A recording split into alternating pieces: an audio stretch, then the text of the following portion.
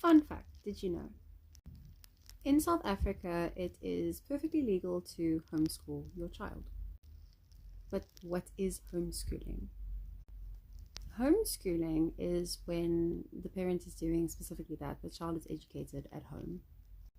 The parent is allowed to make use of different professionals. They can have tutors, they can have psychologists and doctors and physios and whatever. You are educating your child. You can take them to a reading center if you want. You are in charge. You decide what education your child receives.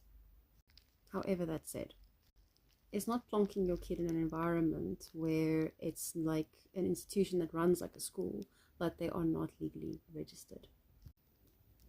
It is illegal to run an institution and pretend to carry on like a school if you are not legally a school.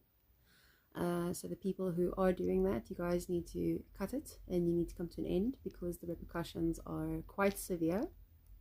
And you're not only risking your freedoms, because jail time is a potential consequence, and also a massive fine, but you are also running the risk of the parents and the children in your institution also being severely affected.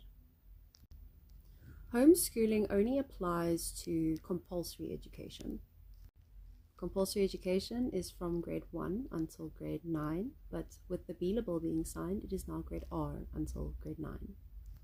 Or 15, whichever one comes first.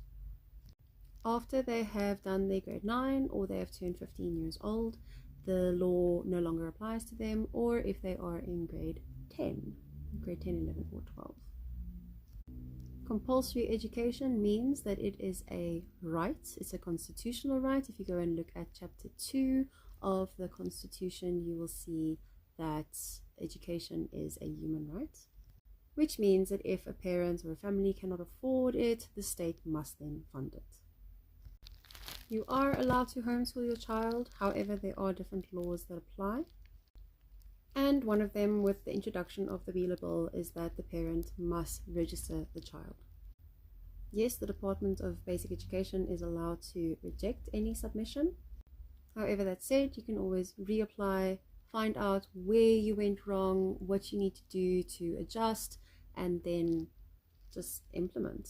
By you homeschooling your child, you were saying to the government that you are the most capable person of teaching your child. I will discuss all things homeschooling as I get to it, so come back for more.